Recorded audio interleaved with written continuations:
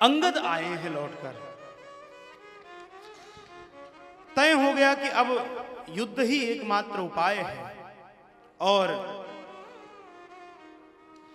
भगवान युद्ध के आरंभ की घोषणा करते हैं। उधर से मेघनाद लड़ने आ रहा है।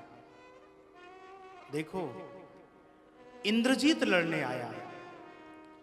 अब इंद्रजीत से कौन लड़ेगा? राम जी खड़े हुए लड़ने को, तो लक्ष्मण जी ने कहा नहीं प्रभु, वो रावण, मैं आपका बेटा हूं, रावण के बेटे के सामने आपका बेटा युद्ध लड़ेगा। और होगा भी यही। इंद्रजीत को कौन जीत सकता है? जो इंद्रियों को जीता होगा वो इंद्रजीत को जीत सकता है। हा? जब राम जी वनवास आ रहे थे, लक्ष्मण जी राम जी की सेवा में चले, तो मां सुमित्रा ने कहा कि राग रोष ईर्षा मद मोह जनि सपने इनके बसोहू। राग रोष ईर्षा मद मोह, बेटा सपने में भी तुम्हारे चिंतन में नहीं आना चाहिए, क्योंकि ओहो, राग रोष आदि सपने में भी नहीं आना चाहिए। तब लक्ष्मण जी ने कहा कि मैं सोऊंगा तब तो सपना आएगा। मां, अब मैं 14 वर्ष तक सोऊंगा ही नहीं, और सोऊंगा नहीं तो सपना नहीं आएगा, क्योंकि जागृत अवस्था में तो सबका नियंत्रण है, स्वप्नावस्था पर किसी का नियंत्रण नहीं होता। और 14 वर्ष तक निद्रा को त्याग दिया, और निद्रा को त्यागा, उसी का परिणाम है कि इंद्रजीत के सामने इंद्रजीत लक्ष्मण जी लड़ रहे हैं। इंद्रजीत लक्ष्मण जी से लड़ने आया है। महाराज, घनघोर युद्ध हो रहा है। लक्ष्मण मेघनाद दो जोधा, बिरही परस्पर करी अति क्रोधा। परस्पर युद्ध हो रहा है। मैंने पूर्व में निवेदन किया, गुरुदेव भगवान का ही भाव है कि एक तरफ रावण का बेटा लड़ रहा है तो दूसरी तरफ राम जी का बेटा लड़ रहा है, लक्ष्मण जी लड़ रहे हैं।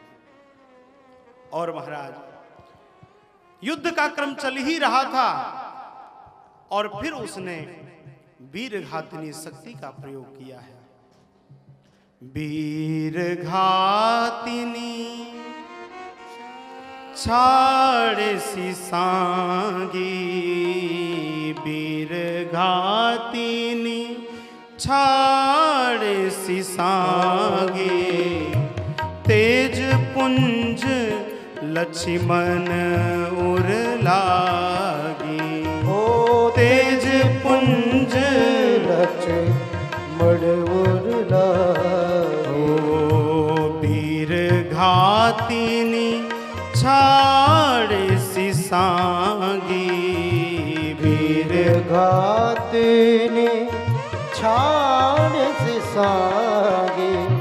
तेज पुंज लक्ष्मण उर लागी, ओ तेज पुंज लक्ष्मण उर लागी। महाराज, वीरघातिनी का प्रयोग किया है और वीरघातिनी वह शक्ति लक्ष्मण जी के उर में लगी है। लक्ष्मण जी मूर्छित हुए हैं। अब इधर जब जीवाचार्य लक्ष्मण जी मूर्छित हुए हैं, उस मूर्छा अवस्था में, उस सुषुप्त अवस्था में हनुमान जी जैसा सद्गुरु ही उन जीवाचार्य को परमात्मा के समक्ष लेकर आ रहा है। तब लगी लई आयऊ हनुमाना, अनुज देख प्रभु अति दुख माना। गुरुदेव, हमें तो अच्छा धर्म संकट में हम फंसे हैं। नहीं, अच्छा लग रहा है।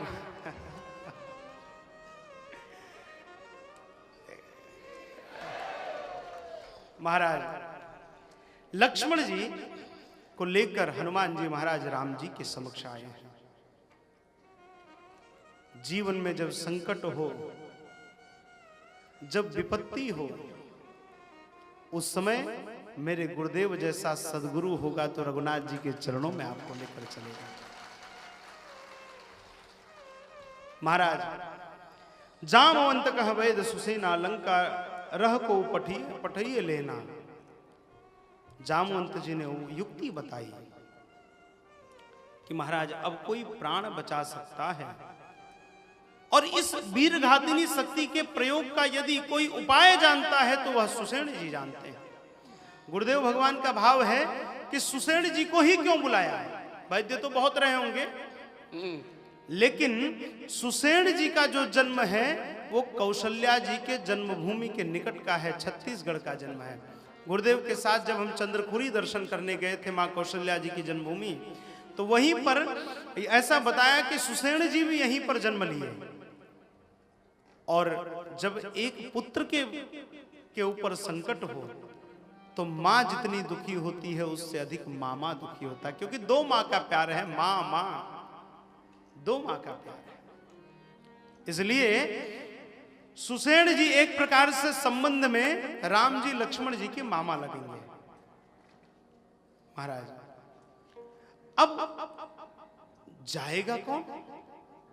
वैद्यराज को लेकर कौन आएगा? राम जी के पास कोई सामान्य तो आ नहीं सकता। ऐसा नहीं है कि कोई भी राम जी के पास पहुंच जाएगा। मैंने पूर्व में कहा जब हनुमान जी जैसा सदगुरु होगा तभी जीव राम जी के पास आ सकता है। और तब हनुमान जी महाराज लंका गए और सोते हुए सुषेण को महल के सहत उठाकर लेकर आए। महाराज चर्चा हुई, निष्कर्ष निकला कि संजीवनी किसी भी प्रकार कल्पौ फटने के पूर्व चाहिए। अब संजीवनी चाहिए। अब ऐसा कौन वीर है, ऐसा कौन योद्धा है जो पौ फटने के पहले, सूर्योदय के पहले संजीवनी लेकर आए? तो अब कोई बोलने को तैयार नहीं। सब आशा भरी दृष्टि से हनुमान जी की ओर देखने लगे। बोले महाराज यही ऐसा योद्धा है जो एक दिन का था तब तो सूर्य नारायण को खा लिया।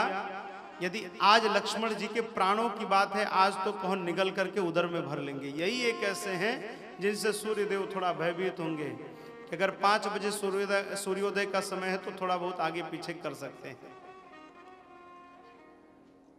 सब आशा भरी दृष्टि से देख रहे हैं। तो वहां पर श्री जानकी जी के कृपा पात्र हमारे रामानंदीय परंपरा के द्वितीय आचार्य श्री हनुमान जी महाराज औषधि लेने के लिए, संजीवनी लेने जाने के लिए तैयार हुए, तत्पर हो गए। देखो यह ऐसी अद्भुत परंपरा रही है जहां पर स्वयं मां जगत जानकी जी ने जिस परंपरा का आरंभ किया हो। श्री हनुमान जी महाराज हमारे दूसरे जगत गुरु हैं, द्वितीय आचार्य हैं। और उसी परंपरा में आगे चलकर पूज्यपाद सदगुरुदेव भगवान हमें प्राप्त हुए आचार्य चरण के रूप में। हाँ,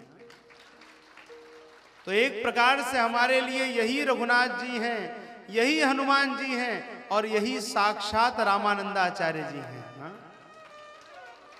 महाराज हनुमान जी महाराज चले हैं और आगे गुरुदेव की कृपा से ही वहां भी जाने का अवसर मिला।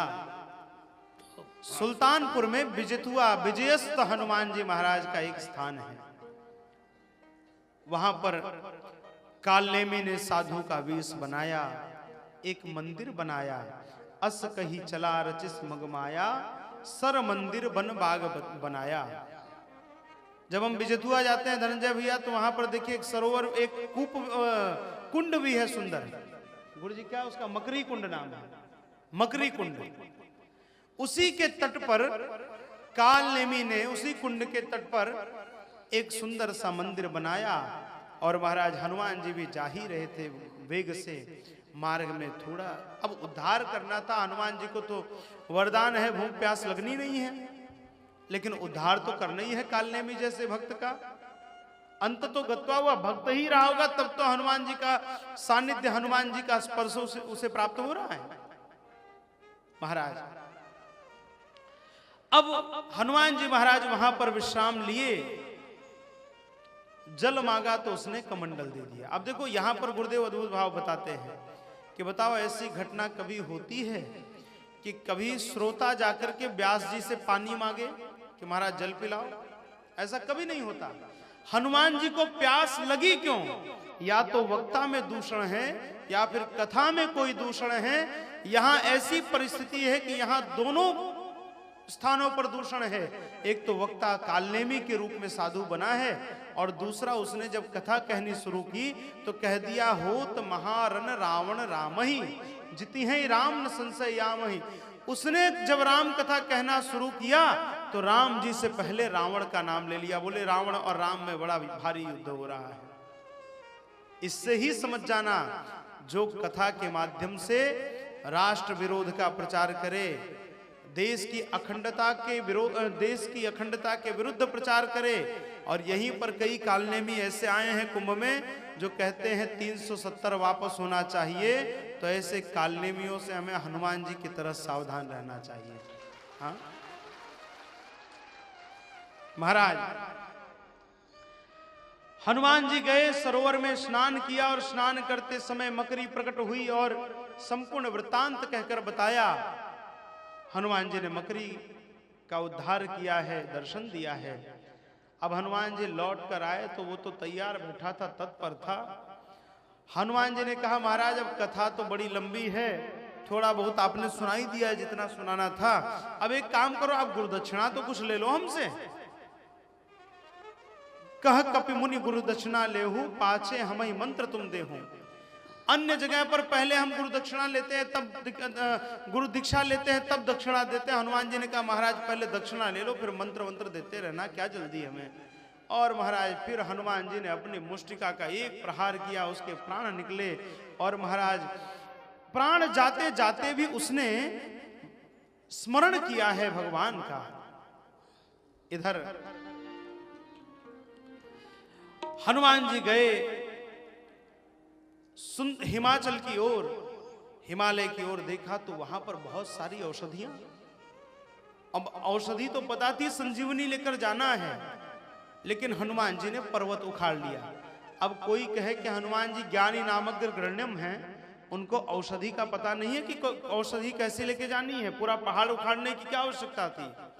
तो जैसा बोध आता है वहां पर संतों ने बताया है कि देखो किसी औषधि का छाल काम में आता है, किसी औषधि का पुष्प काम में आता है, किसी वृक्ष की जड़ें काम आती हैं रोगी के लिए, किसी वृक्ष के फल रोगी के लिए काम आते हैं। अब संजीवनी तो बताई गई थी, लेकिन संजीवनी का कौन सा अंश लेकर आना है ये नहीं बताया गया था।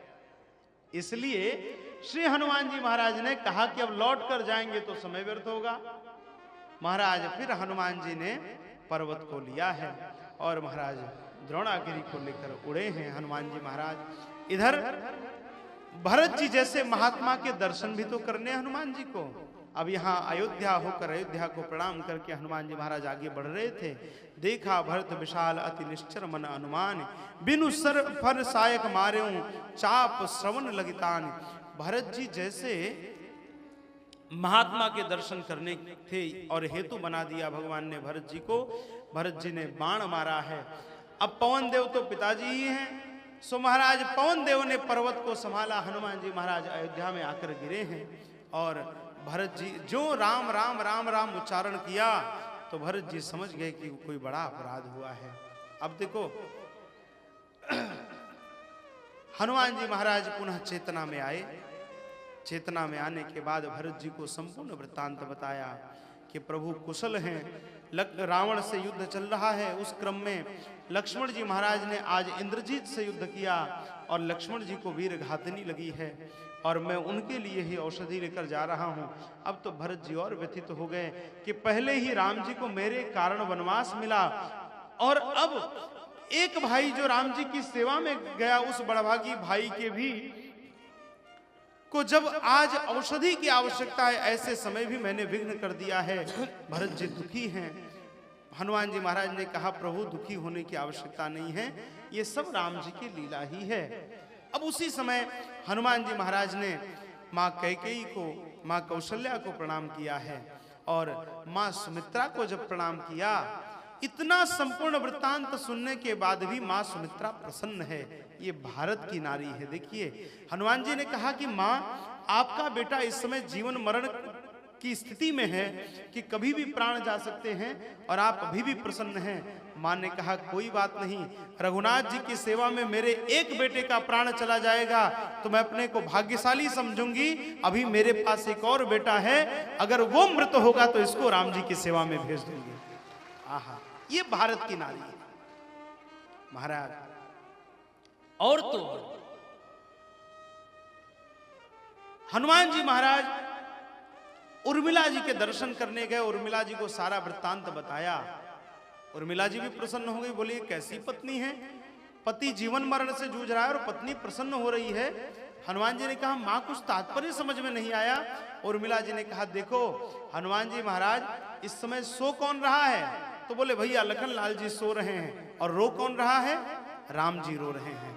इसका तात्पर्य है कि लक्ष्मण जी राम जी की गोद में सुख पूर्वक सो रहे हैं और भगत दुखित दुख हनुमान जी राम जी भक्त के दुख से, लक्ष्मण जी के दुख से स्वयं दुखी हैं, लेकिन लक्ष्मण जी को कोई कष्ट नहीं हुआ है क्योंकि राम जी की गोद मिली है। लक्ष्मण जी तो सो रहे हैं प्रेम से। महाराज हनुमान जी महाराज ने सबको प्रणाम किया और संजीवनी लेकर आए हैं। इधर यहां पर एक बड़ा अद्भुत भाव है, गुरुदेव आए तो हम तो आधा ऐसे ही वो हो गए। इधर प्रभु विलाप कर रहे हैं, प्रभु दुखी हो रहे हैं। प्रभु दुखी होते हुए कह रहे हैं निज जननी के एक कुमारा, निज जननी के एक कुमारा, तात तासु तुम प्राण आधारा, तात तासु तुम प्राण आधारा। निज जननी के एक कुमारा, निज जननी के एक कुमारा, तात तासु तुम प्राण आधारा, ओ तात तासु तुम प्राण। आधारा। राम जी कह रहे हैं निज जननी के एक कुमारा। यहां पर गुरुदेव ने देखिए, रामायण जी आप तभी समझ पाएंगे जब गुरुदेव के भाव आपके पास होंगे। हाँ? इतना चिंतन रूपी सागर पूज्य गुरुदेव ने समाज को दिया है, राम भक्तों को दिया है कि आने वाले करोड़ों वर्षों तक राम भक्त गुरुदेव के ओरे नहीं हो पाएंगे। गुरुदेव ने कहा एको न्यार्थे प्रधाने च प्रथमे केवले तथा। यहां एक शब्द के अनेक अर्थ होते हैं। एक तो एक माने एक ही है, लेकिन एक माने प्रधान, जो प्रधान हो। एक माने प्रथम और एक माने एकमात्र। यहां पर प्रभु कह रहे हैं निज जननी के एक कुमारा। देखो जब राम जी वन को आने लगे तो सुमित्रा जी ने कही दिया था कि लक्ष्मण जी तात तुम्हारी मात वैदेही, पिता राम सब भांति सनेही। हे लक्ष्मण जी अब मैं तुम्हारी माता नहीं हूं, अब तो तुम्हारी मां जानकी जी हैं, और जानकी जी लक्ष्मण जी को पुत्र भाव से ही मानती हैं। इस नाते लक्ष्मण जी जानकी जी के पुत्र हैं, और जानकी जी के पुत्र हैं तो राम जी के भी पुत्र हैं। इस नाते निज जननी के एक कुमारा, जानकी जी के एकमात्र ये पुत्र हैं। और तो और यहां प्रधान अर्थ में यदि देखें गुरुदेव का भाव कि सुमित्रा जी के प्रधान पुत्र हैं लक्ष्मण जी। महाराज